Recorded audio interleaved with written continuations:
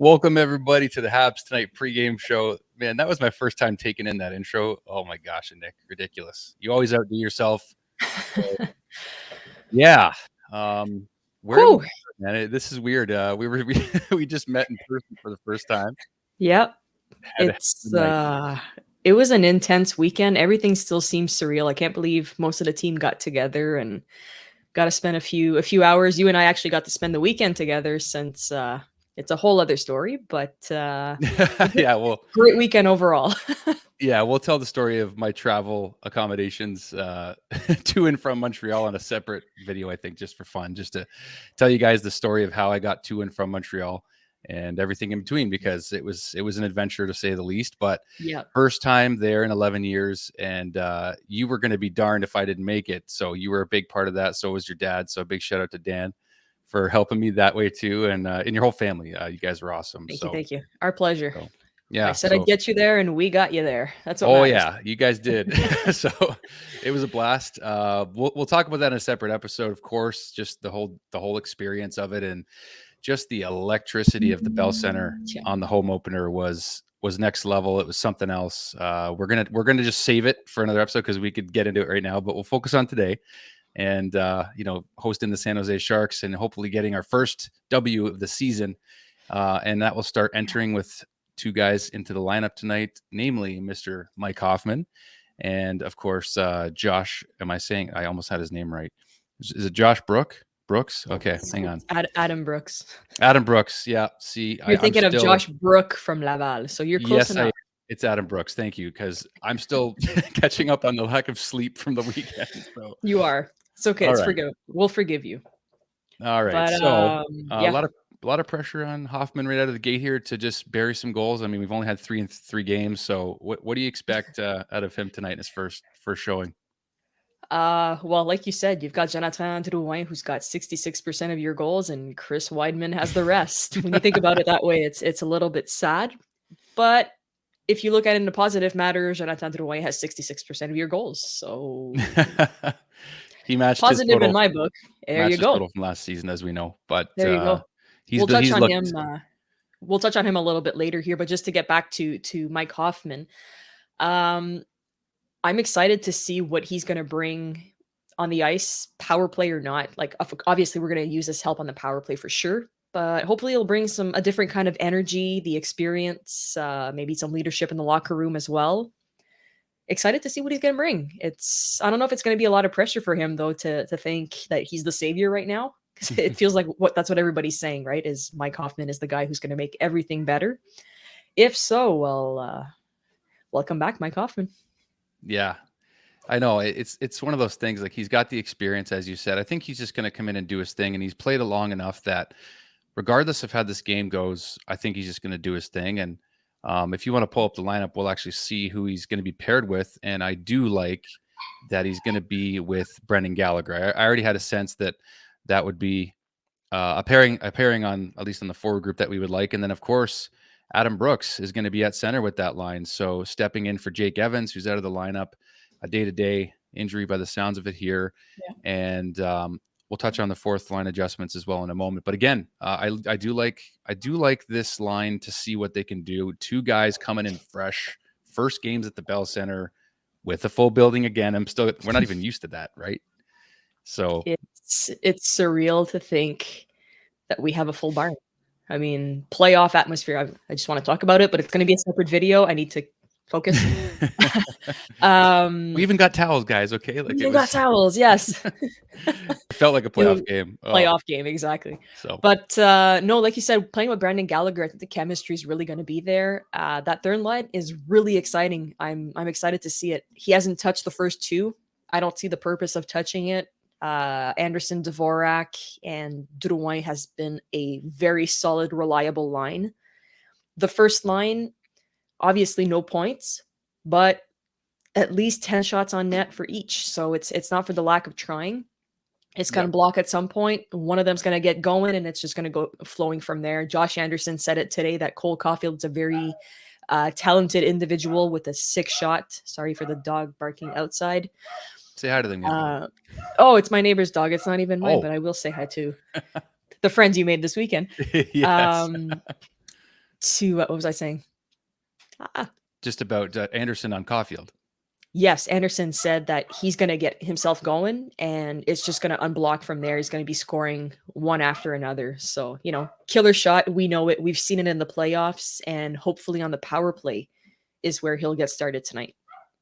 Yeah, I mean wherever he has to start, but I know that we expect a lot on the power play, and a Yeah. lot was said even about that on the weekend, but it looked a lot better, and it certainly was easier to see in person, at least from the bird's eye view that we had up in the Yeah. stands there for the game, and I was encouraged by what I saw, and I think that it's only going to get better. We just have to hope that.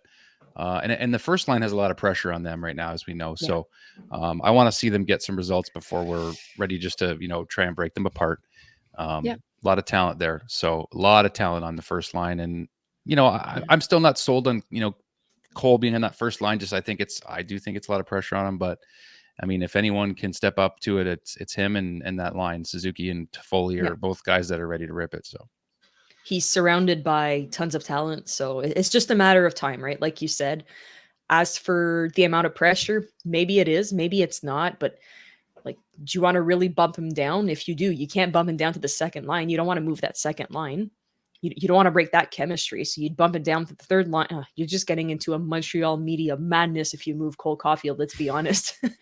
yeah, well, whatever. That's their problem. Yeah, So for sure.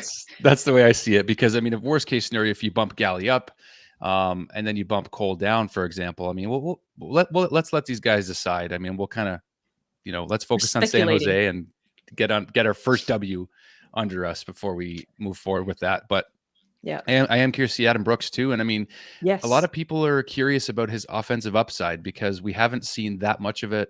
Less than 20 games in the NHL. Yeah. Toronto Maple Leafs draft pick, a guy that I think we'll be impressed tonight. That's just my gut feeling on it.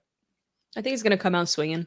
First game in the uniform, looking to make an impression to stay in the lineup, obviously. So, not worried about Adam Brooks. I think he's going to bring a lot of spark, and he's a temp for Jake Evans right now. Jake Evans is out.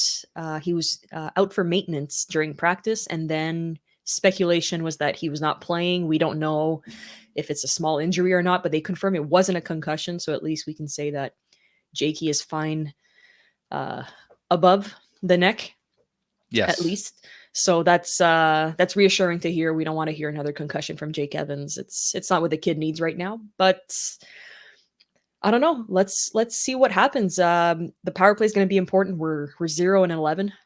That's tough. And Yep. then when it comes to the penalty kill, we're 61.3%.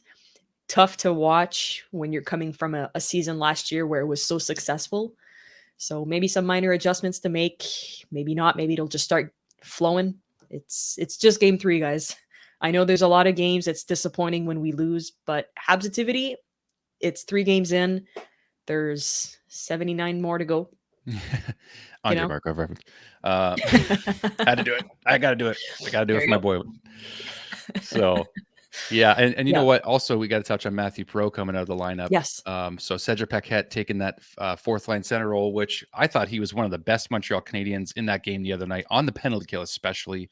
We talked about it in the post game a little bit, but Paquette looked really good, and he's got Lecky on his left, and we got Yoel Armia on the right. Is that not correct? Let's Pull up the double check. lineup again for you. Yes, it is. There you go.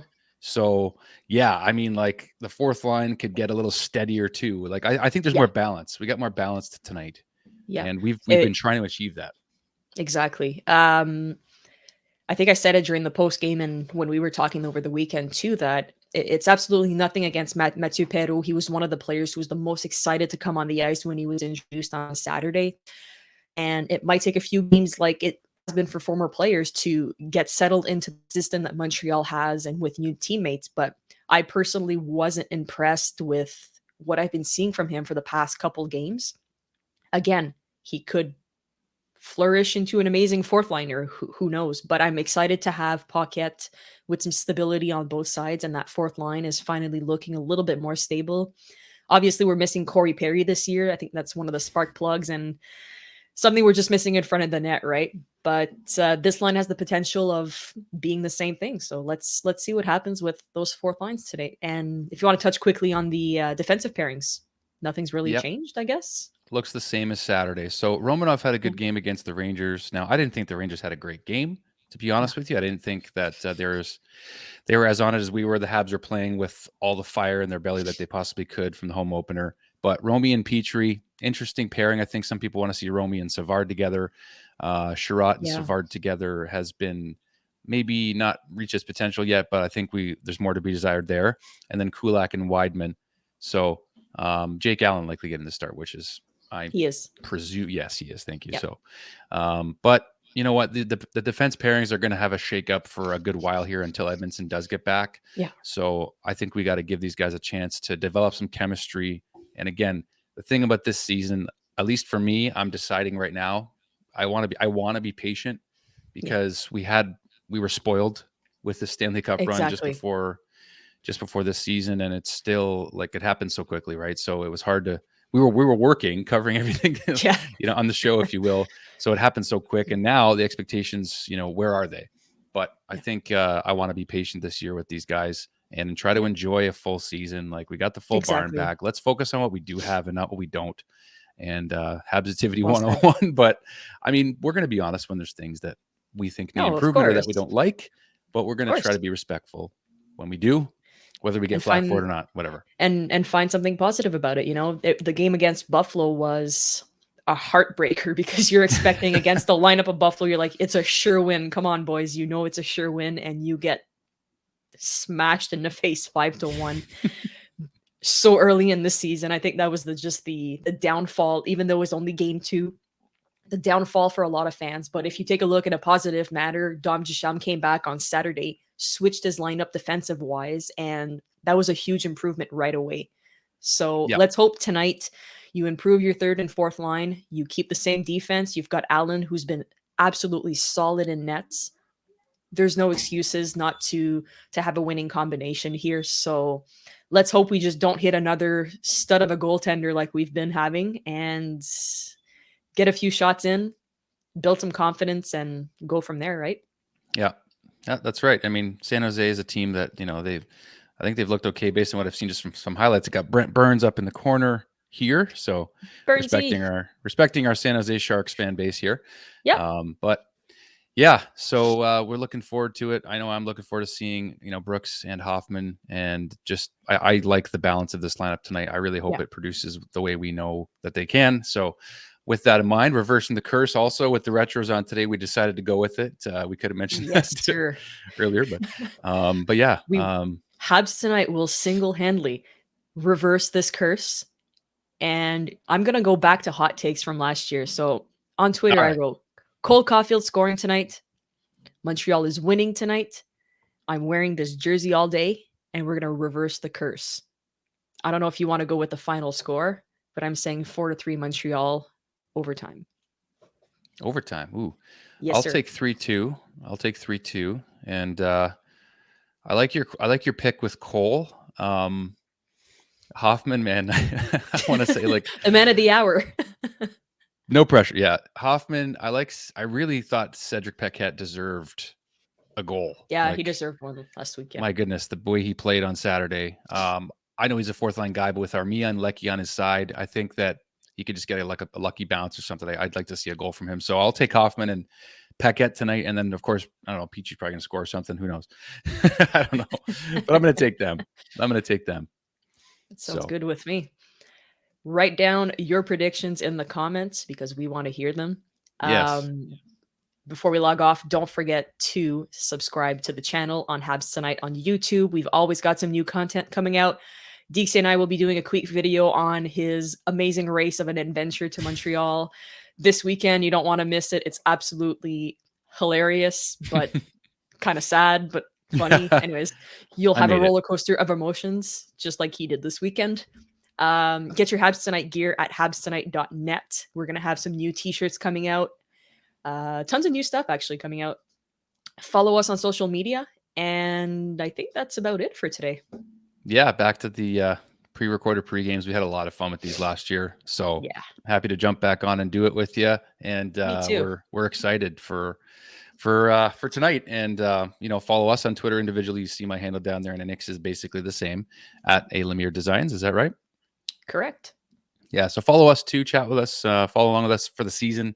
Going to be a lot more coming, as Nick said. So go Habs, go, and can't wait to talk about our first win. There you go.